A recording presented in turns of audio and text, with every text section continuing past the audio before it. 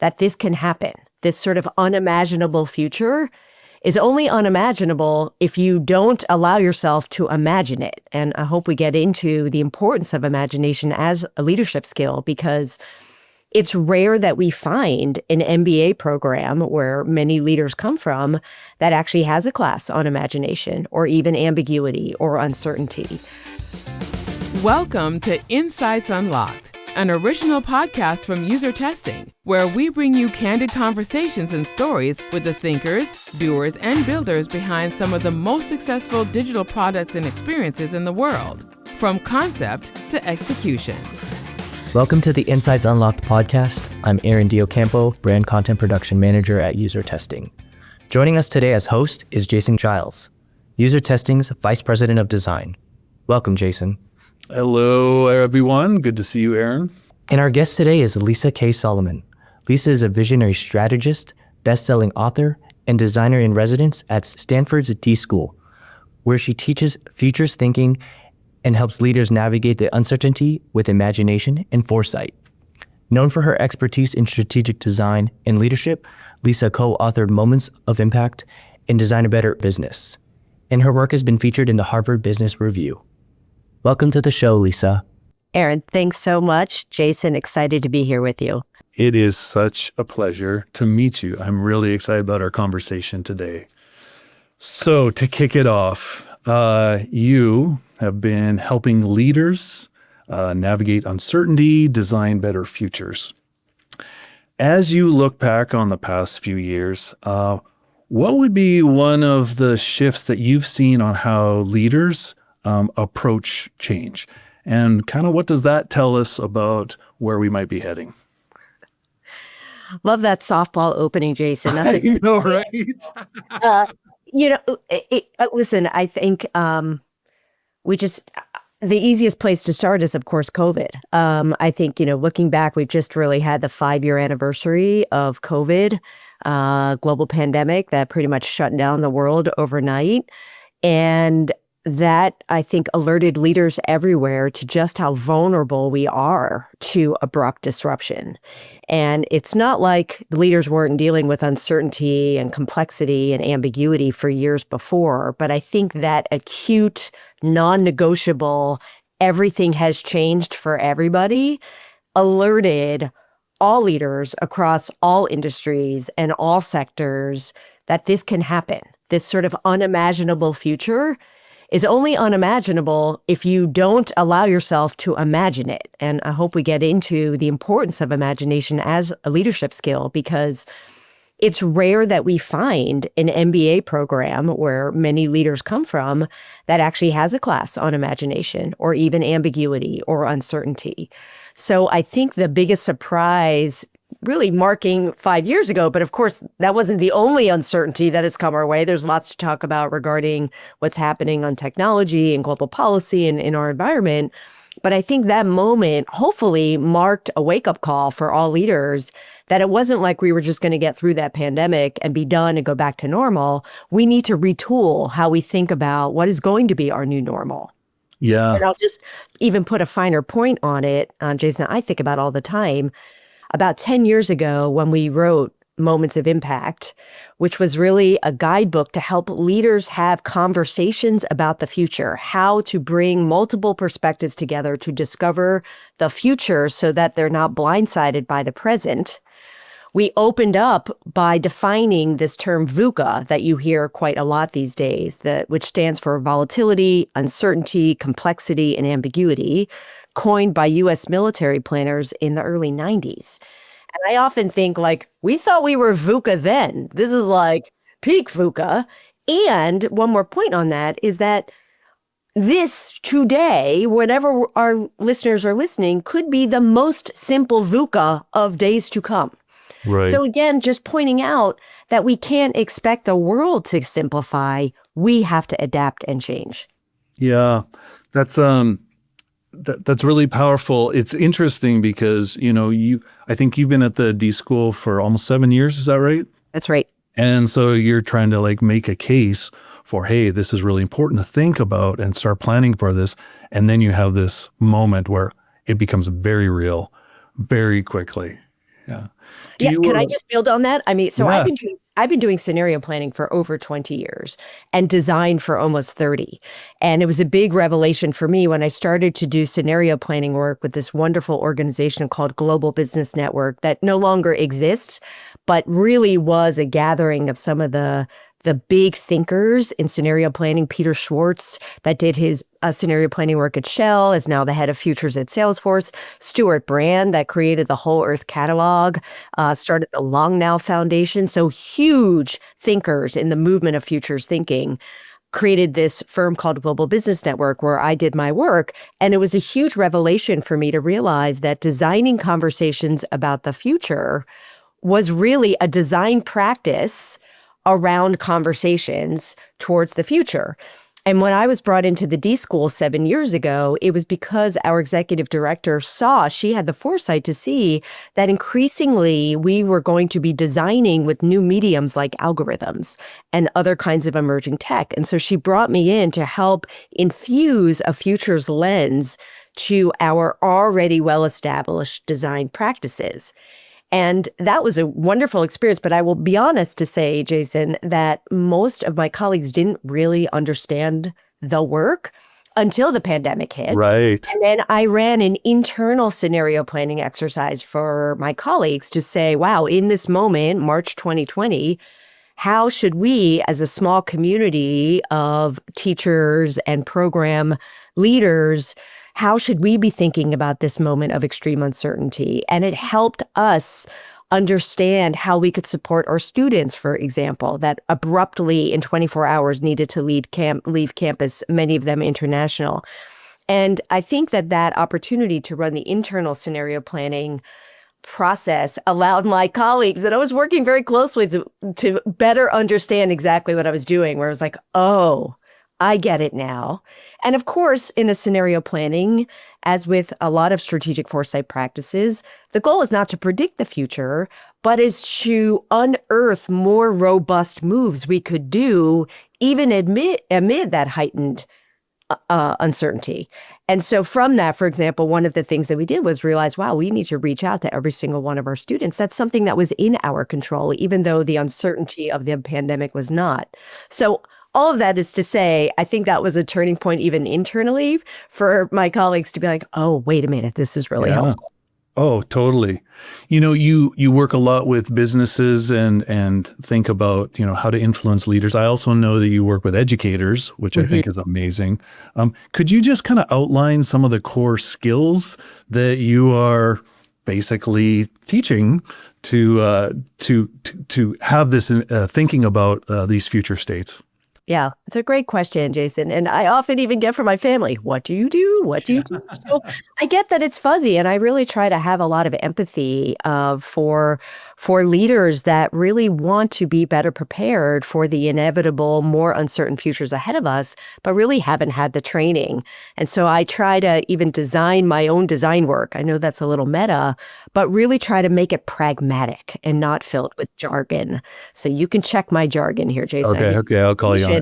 But the first thing I'll often say is okay, let's say I have a group of 30 leaders in the room or 300 leaders, whatever it is. I'll say, okay, show of hands, how many people here have taken a class in history? Now, inevitably, everybody's hand goes up, and often there's masters in history, PhDs. It's a known discipline. It's built into our core curricula, often wherever you are in the world. And then I say, okay, great. How many people here have taken a class in futures? Maybe 1%. Maybe a little like hand to the chin, like kinda. And then I say, well, which one of those can we influence? And then it goes, ooh, what? Wow. So a couple things in that. One is what I'm trying to say is it is not your fault if you have not gotten exposed to some of these practices that, again, are not about predicting the future, but about helping us have a more proactive and positive stance towards the future. So how do we learn those practices just like we learn how to do some other things? Not only studying history, and by the way, I should say, side note, some of the best futurists are historians, Mostly because history, when taught well, teaches us to be better critical thinkers, teaches us to find patterns, to understand context, right? When we look at an artifact from the history, to do it well, it's not like an artifact in this present moment. It was what was available at that moment, which is also a form of perspective taking of that moment or empathy for where people were. Also understanding what were the anthropological elements happening in that. So what did society look like? So again, all of these things help us travel back in time. Those same things can help us project the future based on unfolding trends of today. So put more simply, when I try to teach futures at its baseline, I try to say, listen, we cannot predict the future, as I've said, but we can be better at anticipating it. So this notion of anticipatory leadership. Oh, what does that mean? Well, that means looking at trends, not at its face value, but as a baseline to say, if that's the probable future, how might we expand that to think about possible futures? Well, what helps us think about possible futures? Oh, the practice of imagination. Again, how many leaders are like, wow, I really loved my class on daydreaming at my MBA. That really helped me be a much more adaptable leader. So what I'm trying to do is really break down the barriers for understanding that in many ways, these gifts that were bestowed to us as human beings are exactly the kind of thinking processes we need to unleash in this moment of heightened uncertainty and ambiguity. And then what I'll do is I'll take them through a number of different modalities to get them to practice. So whether that's rapid fire scenario planning, which we can do by just identifying trends that are in plain sight, projecting them out, exploring what the world might look like and how that might open up a gap of opportunities or vulnerabilities from where we are today.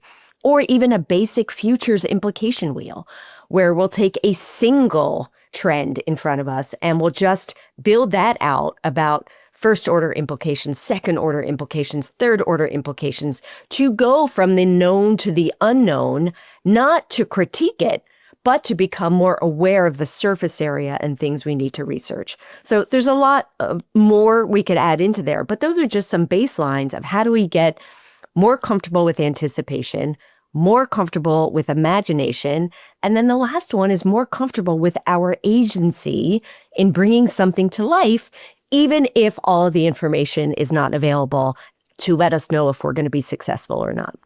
That's fascinating. And I think what's interesting is because of your background also in design, when you think about coupling this projection into a possible future, it must allow you then to well, if this is one possibility, what is the opportunity here? Hence the agency.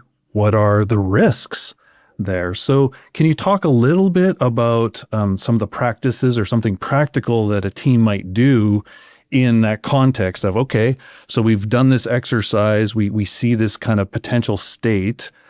What do we do with that? Yeah, it's a great question, Jason. And I think for me, when futures is embedded into leadership teams, what it really means is that they've learned how to learn forward, that they are, again, learning how to live in the future and come back and say, what are the implications? And they're not doing that in an episodic moment when they do a scenario planning and they're like, okay, here are the 4 scenarios, just like we do a strategic plan and then it sits on the shelf and we feel like we get a check mark because we've done it. No. What we're doing is we're heightening our sensitivity towards looking for those early signals or something that looks a little anomalous. I'm like, oh, and then the activity is, wait, let me go call that. Let me go learn. Let me go see that. William Gibson, who's a famous science fiction writer, has often said the future is already here. It's just unevenly distributed. And so the question is, how do you go and visit that future if it's already here? And that's about your relationships. That's about your tenacity. That's about your willingness to go where the action is and visit, which is why many years ago, when the first kind of tech bubble was on its rise in Silicon Valley, you would see these influx of global leaders to come to Silicon Valley as if they could sort of get me some of that innovation just by being here. If I just visit the HP garage, that'll come back changed. No, I think it takes like identifying like what were those conditions? How might you adapt it back to your organizations? And this is where, Jason, to make it even more concrete, why I love teaching classes, because I get to really break down what these disciplines are. For many years, I've taught a class called Inventing the Future. And the idea is to teach these students these various modalities and methods of touching the future, whether it is scenario planning or challenging assumptions, or really trying to extrapolate the legal or ethical boundaries of an emerging tech by exploring what the longer term implications are. But my favorite part that always makes it more real, and a leadership team listening to this could do this, is we'll identify an emerging tech, let's say it's lab-grown meat or something, or materials that learn, concrete, for example. Then we say, okay, let's project out 30 years, some like far stretch, and we'll say, let's now have a debate around the utopian and dystopian possibilities of how this emerging tech might unfold. Not a prediction, but let's do some world building where we have a group of 4 being like, listen, this is the future. This is the utopic future of unlimited energy. And then a dystopian team will say, this is the dystopic future of unlimited energy, which is surprising. Like, what? There's a downside? And again, the purpose is not to predict, but to unearth assumptions that we might have been overlooking, or the interconnectedness of how different layers of a society might unfold to better visit that future. And my favorite part about that is not only the creativity of what the students do, but we often invite an expert in the field to come and listen to the debates. And then they give their own critique and observations about what's unfolding now. And I think almost without fail, the expert often walks away with new questions, which is my favorite. You know, they're like, oh, I never thought of it that way. I as you were talking, I was thinking like, okay, if I'm going into a room of leaders and trying to facilitate a conversation, like versus going into a classroom, I could almost imagine that possibly in a classroom, they're more comfortable with allowing themselves to go into that space or think about, is that the experience, or is that kind of an assumption I just would throw on it? Yes and no. I would say when you go into a classroom of younger students who are actually some of the best futurists around, yes. Unfortunately, Jason, at least this is true in North America and a lot of the circles that I work in, education has gotten quite narrow. And unfortunately, a lot of education systems are designed towards right answers because those are easily measured, and the measurements are then easily evaluated. That then allows you to understand acceptances to college and even college. And, you know, particularly at a university like Stanford, where CS majors and computer science and engineering are very strong, there's very problem set oriented. And so students are very much geared towards performance versus stretch. And so one of the gifts of a classroom environment, of course, is to make the invitation to say, look, if you're going to take an elective class like Inventing the Future, or a class I'm teaching now called View from the Future, which is where we bring in industry experts on the edges of their fields to help expose students to a wider range of how these industries are emerging, the most important thing that I can do as an educator is to create the conditions to take those risks, to stretch. And so when I say on opening day, look, this is not your problem-solving class. This is a class for you to stretch. This is a class for you to get more comfortable with being uncomfortable. About 50% of the students are like, yes, this is what I've been waiting for. And another 50% are like, who's this crazy lady? I don't know what she's talking about. Is she for real? Can I trust her? That has so not been my experience. And that just breaks my heart, because we've conditioned these beautiful minds to be more conforming versus more divergent. And then guess what? We lack imagination. And even worse, we outsource these disruptive ideas to a small few versus democratizing them to many. And my favorite part, and why I love teaching so much, is at the end of a quarter, when we ask them to reflect on their experience. And we say, we do it because there's no metric on imagination really, or transformation. So we say, look, do a simple reflection. I used to think ... and now I think ...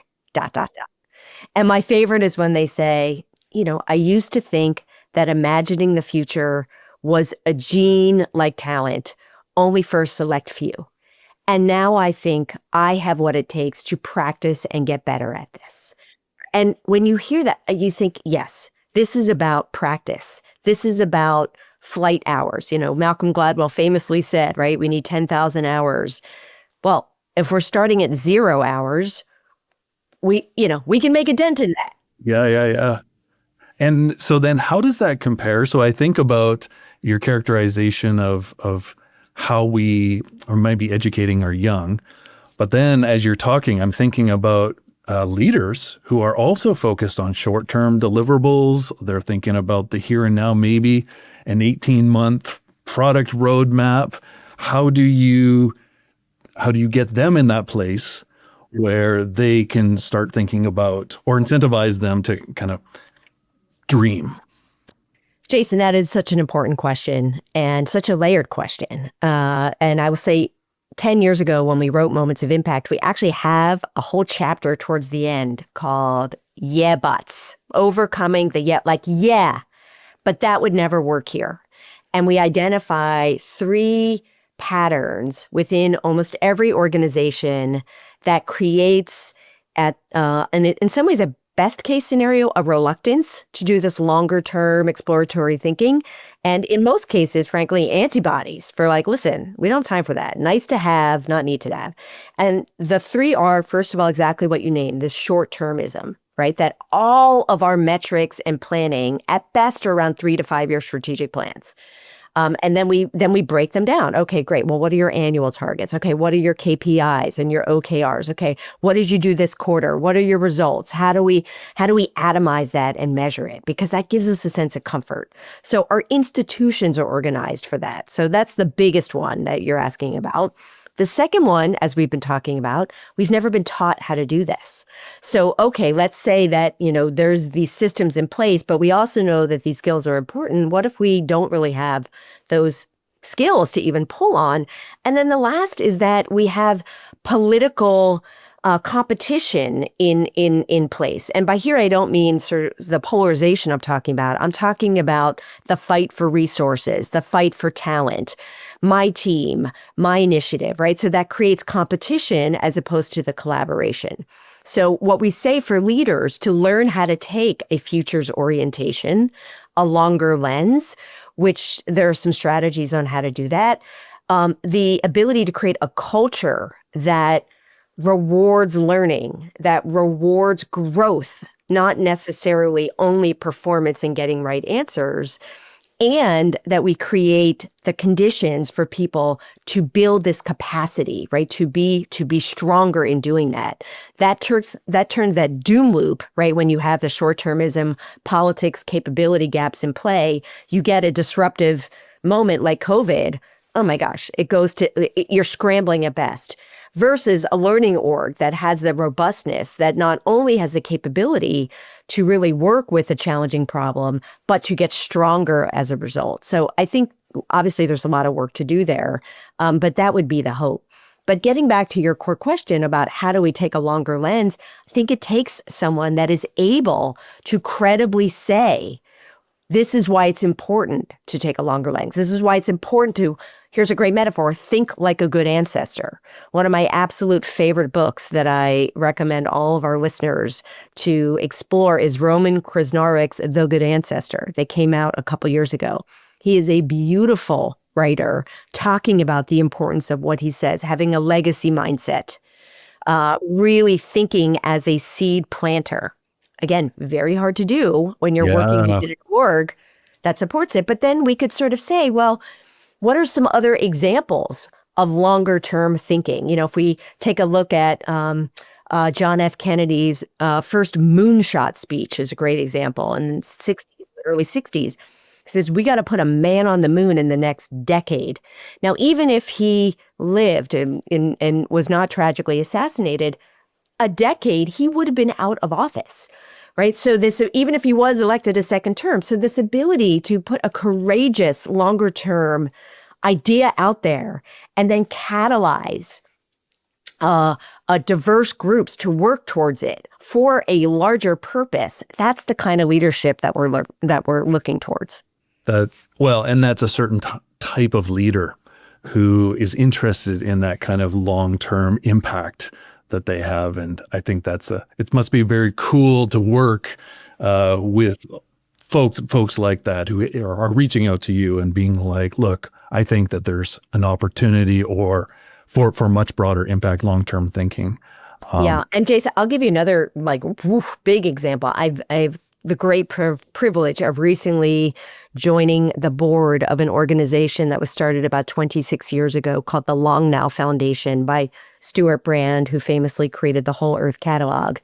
And the Long Now Foundation is dedicated to long-term thinking. So again, for those listeners interested in this, they have a treasure trove of talks of various long-term perspectives to long-term about time, about society, about biology. And the Long Now Foundation was created in part to help fund the creation of a 10,000-year clock that is nearing completion after 25 years. And the idea behind the 10,000-year clock was to spark the imagination in a bold but concrete way of what we're capable of. So again, I think that there's lots of ways in to wedge open a longer term conversation, but it really starts with the leader recognizing why it's important and why it's important to do when we feel so strapped for time, when we feel like we're on the back foot. And then the last thing, which is worthy of mentioning, and it's coming up more and more in my classes, and right now I'm teaching a class called View from the Future, where we're getting to hear from a lot of different perspectives of visionaries across different industries, is the importance of carving out time and the importance of being intentional about our attention. So this idea that our attention span, not just our incentives and the short-termism, but now attention is the most sought after marketplace. And we have companies that are monetizing our attention and are getting rewarded for splicing it in the smallest amount. That is totally destructive to long-term thinking and the ability to focus and hold on to a big idea. So there's a lot of work to do, but the good news is people are actually naming it as an issue. There's some great scholarship around it. Gloria Mark, for example, is just one of the many scholars that are very focused on attention. Yeah. When I listen to you, and I've also read some of your great articles and stuff, there is a sense of optimism that kind of comes through. I think you talk about this, I think you mentioned it earlier around like restoring the sense of agency when we think about the future. And I find that incredibly exciting and powerful. And I feel like, I'm a designer by trade, by heart. And I think about the importance of inspiring a vision for what could be and how it unlocks creativity. As well, one of the tools that we bring to the table is prototyping, and I was wondering if you could talk a little bit about the role of prototyping in this future casting. I'm so glad you brought that up, Jason. Yes, yes, and yes. And thank you for sharing that you have felt a sense of optimism in the writing. That is intentional. I try in the way I teach and the way I write to be grounded in my optimism, not a Pollyanna positivity person, but someone that reminds us all of the wider range of choices that we have. And even in acknowledging that is about hopefully getting people to rethink what they can do. And just put a little note in that. Just yesterday in my class, View from the Future, we had Dana Cowan, who is a food icon. This woman literally invented the idea of celebrity chef. She was the editor-in-chief of Food and Wine for over 20 years. As she said, when she took it over, it was like a pamphlet, but she took her own background and realized there was so much storytelling to be done about these chefs and food and fast forward to where we are. She said at the same time, the Food Network was just emerging. And, my gosh, it's not even just an industry, it's an aspiration. And then she took some time off, and now she just launched a new initiative called Progressive Hedonist. And that is her attempt to ignite agency among anyone that loves food, to do that in the form of finding joy in a dinner party, in a potluck, and in that igniting a sense of what we can do against this enormous challenge called climate change. So all of this is to say, I think that there are a number of fellow travelers that are not just trying to share optimistic pixie dust about just feel better, it'll be fine, but no, being like, here are micro moments. Here are ways that we could actually come together to make a difference. Small differences make a larger difference. And even that, getting back to your question, is a prototype. I don't know how we're going to fix climate change, but I know that we can bring something new to bear, even if we don't know if it's going to be successful. But that action of trying will help us learn something. And the action of action will make us feel better than sitting there and waiting. And this is where for years, Jason, before even I started teaching at the D.school, I taught at the California College of Arts in their MBA in design strategy. And that was a revelation to me around the power of design to be this leadership force, in part because designers are more comfortable asking new questions, coming up with a hypothesis, and then giving it form, not waiting for months until the statistically significant market research firm validates no, they're like, how quickly can I get some data on that? How quickly can I create a prototype? What is the most important thing I need to test and learn from so that it can inform the next rev? So there you have cycles of experimentation and learning and gathering data, because best practices don't exist in the future.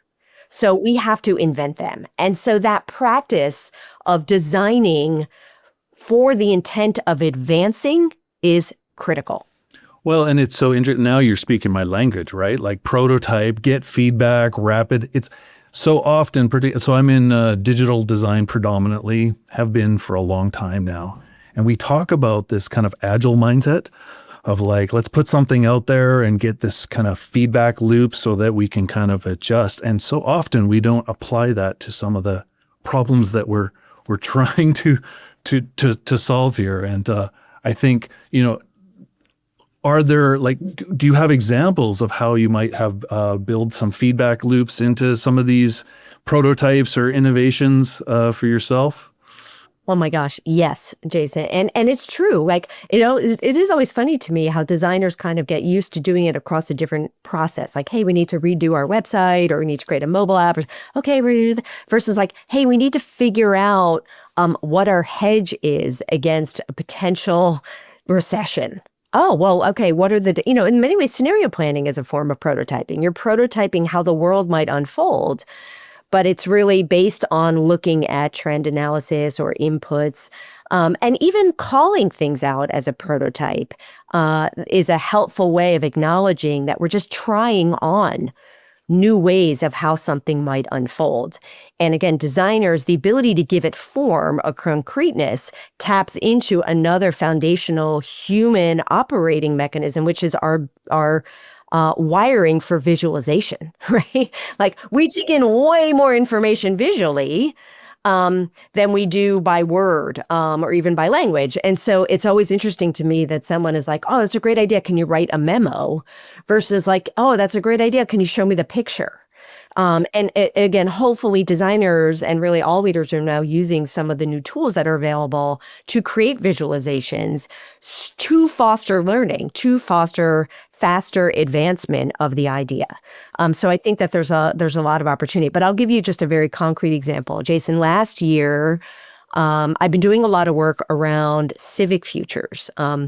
May have noticed we're not having the most robust democracy these days. Yeah, I noticed that. And ever the tinkerer, right? I mean, I don't want to just teach classes. I also want to learn myself. I've been asking for the last 5 years across a number of different initiatives, what might design or the discipline of futures thinking, what might that offer strengthening our civic communities, how we think about civic engagement. And last year, I brought together about 150 people at Stanford for an event called The Future's Happening, Civic Edition, because of course the future is happening. And what I noticed was, again, this sort of from a futurist standpoint, so much of the conversation was around repair, defend, being distraught, feeling like agency was being removed, and for good reason. I mean, I understand that. I'm not downplaying that. But my point of view, and maybe that's this optimism coming through, is just negating the bad stuff will not get us to that longer term future of where we want to be. So somebody had to carve out space to say, well, what if this goes right? How do we celebrate the bright spots that are unfolding today in order to inform the kind of tomorrow that we actually want to be a part of? So I created this gathering of what I call democracy makers, movers, and multipliers. So makers were folks that were doing innovative things around civic engagement, whether it was amplifier art that uses art as a way of galvanizing connection and learning experiences, or Shemichael Hallman, who is the director of civic health for the Urban Libraries Council. He oversees 2,600 public libraries, which in many ways is still the beacon of where trust actually resides. And think about the power of space and place in these communities. We brought together, this is one of my favorite ones, an incredible new professional sports league called Athletics Unlimited, which is focused on women's sports, softball, volleyball, basketball, and lacrosse. And they have a new business model where they're infusing civic engagement into their athletic model, where they will match, if an athlete has an organization that they're passionate about, they will match funding. So all of these movers and shakers that didn't quite know about each other, right? These were the makers. And not only did I have them there, I celebrated them. I created these huge posters, the democracy makers. And instead of just being like, this is Athletes Unlimited, we designed them intentionally to have a future-focused question, right? How might professional sports contribute to a thriving civic community? And before anyone could say, that would never happen, we're like, well, here it is. And here's the QR code. No one told me to do that. These were not sponsored. This was me noticing across the broad ecosystem called our civic society were all of these incredible innovators that could benefit from knowing each other. So those were the makers. The movers were teachers. We had K-12 teachers there. We had higher ed. We had community leaders there. And the multipliers were funders or network conveners. And the whole idea was to come together to share stories of possibility for a longer term lens of what better civic futures could look like. It was magical, Jason, and I'm delighted to say that there's a whole website that people can take a look at, including all those posters, called futures-happening.com. And I'll just share one final thing that happened. Again, all of this was prototyping, by the way. We're just making it up. I had the mayor's wife of a city in New Mexico, Albuquerque, call me up and say, Lisa, I've been following your stuff on LinkedIn. It's incredible. We know the fall is going to be filled with lots of very tense civic engagement before the election. We want to infuse civic imagination and joy into as many of them as possible. How do we learn from your Futures Happening to create it in our communities? And that inspired me to be like, you know what? Let's create a playbook. So I created a civic imagination playbook that's also available for free to provide guidelines for anyone, school teachers, community leaders, coaches, to infuse better moments of real connection and authentic joy into what they're doing. If you're gathering, gather more joyfully. And now that's available for anyone. I love that. And congratulations. That's pretty cool. Oh, wow. Time has flown. All right. So you teach a class called Inventing the Future. And so it encourages students to imagine and design for long-term possibilities. How could a business leader apply that same mindset to their customer experience, especially when all these short-term metrics are dominating their decisions? What are some practical things that me as a leader can start doing now that helps me kind of maybe change my mindset a little bit Yeah. more? Yeah, it's a great question, Jason. And I think first of all, it starts with saying, "Hey, this matters, and I'm going to allocate some time to it." What I often say is, we can't become expert at anything if we don't allocate practice time. That's just like I wasn't born knowing how to make a spreadsheet. Were you? I don't know. I had to learn, and then I had to practice, and then I had to get some coaching, and same with public speaking, same with, so really saying like, wait a minute, this matters. And then there's a number of ways you can do it. You can start to allocate. Let's just say, let me just siphon off an hour a week. Let me find an hour a week. Start working on longer term things. So that might be reading some new things and sort of whether starting with trend reports and saying, wait, how might that apply to what I'm doing? Let me give you an even more practical example. This is one of my favorite assignments in Inventing the Future. We typically teach it in the winter. So January, of course, is when all the forecasts for the years come out. And so last year in 2024, somebody, not me, organized over 250 trend reports into a single Google folder. It was like future of travel, future of wine, future of VR, future of AI, future. And so, I mean, people have done amazing work that's already available for you. When I started doing this work, you had to do the trend report. Now you can just take one. And so this is just something that every leader can do. This was the assignment. Go find a trend report, pick anyone that interests you, your topic of interest, and look at that trend report. And I want you to do three things. One is identify a trend or signal within that report and talk about why it's important and why it's important in the context of your own work. The second one is I want you to find a trend that you thought was silly, that was like off or weird or surprising, and then reflect on why it might not be. And the third is to try to identify something that was missing. Again, to make sure that we're not getting sucked into these experts, that they are the only ones looking, right? So what we're trying to do in that assignment, of course, is widen up the scope of how to think about it, and at the same time, deepen the thinking and apply it. Any leader could do that, right? Just go on LinkedIn. There's like a trend report a day. The purpose is to apply it and to say, wait a minute, are we prepared for this? What would happen if this were to come true in the most extreme form? How would that change our business? What would we do for our customers if we knew that that was the future? What would we invest in? And at the very least, who should we start talking to right now? What should we be following more closely? So at least you are planting the seeds for how to take advantage of it. Well, and I imagine, because just even as you talk, I'm like, oh my gosh, and I'm feeling some gears grind a little. And this must, and then immediately I think, this is another muscle, right? You're developing another muscle. And so practical ideas like that, I'm so glad we're recording this, because now I can go back and Oh, I'm so glad haven't too. been taking notes. And it's so rewarding too. I mean, gosh, Jason, and look, selfishly, it's my own personal resilience strategy to work with these young people who then come back and tell me how it's changed their lives, how that gear changing that. And by the way, it's often just like uncomfortable.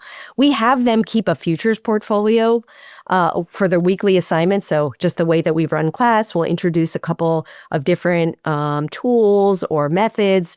And then we ask them to apply it to something out of class to give them more flight hours, more practice time, and then reflection, which is so critical. And then they have this living library of what they've done. But I love it when students come back to me a year later, several years later, and they say, Lisa, I just did this summer internship in Japan with the government, and they're really worried about their aging population. And even though I'm still a student, they had me working on this really important thing about how do we support our seniors. And normally I'd be like, I don't know. But, then I thought about the futures wheel. And so I put that in the middle, and I tried to use that as maybe the highest impact thread that I could start to work on. And then that gave me direction. And then I took the next step, and then I prototyped it, and then I challenged assumptions. And all of a sudden, they're the ones that are getting the return offer, and they're creating value. And they just, that to me is the flywheel of better. And I think that's what I'm after. That is amazing. I mean, investing in the future leaders, right? Like such a rewarding investment. We could talk for hours, I'm sure. If folks wanted to find out more about, you've got your fingers in so much. So more about all that you're doing, or around other more practical resources that we can use to start our practice and really think about how we enable both ourselves, our businesses, our teams. to embrace this kind of more futures thinking. What's the best way to learn more? Thank you so much, Jason, for asking a question. I think the place to go right now is LinkedIn, because that's the easiest place where I'm trying to post, for example, weekly summaries of our View from the Future class. We have rock stars coming in, and they share the most amazing things. And we're just in week 3. First week was Mike Maples Jr. talking about pattern breakers. He's a legendary VC. Last week was on AI platforms. So go to my LinkedIn, because that's the best I can do right now. You're right. I got my hands on lots of things. So that's the best I can do right now. I'm not on all the platforms. LinkedIn is the primary one. For more resources, I actually have a class on LinkedIn called Leader as Futurist.